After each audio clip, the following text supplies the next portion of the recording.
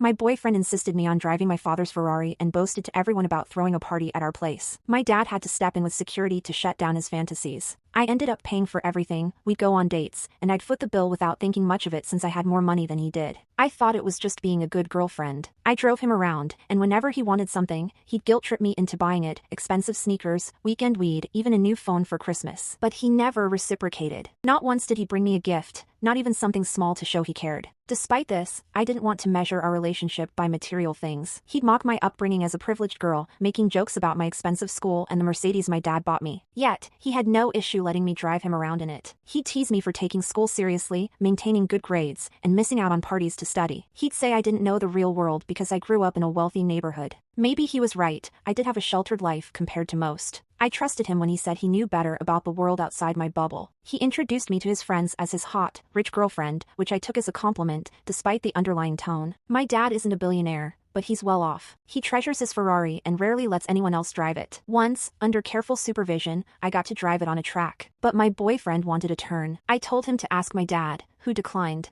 When my dad went out of town, my boyfriend pressured me relentlessly to let him take the Ferrari out. He kept asking for the keys, saying it was a once-in-a-lifetime opportunity and that if I loved him, I'd let him.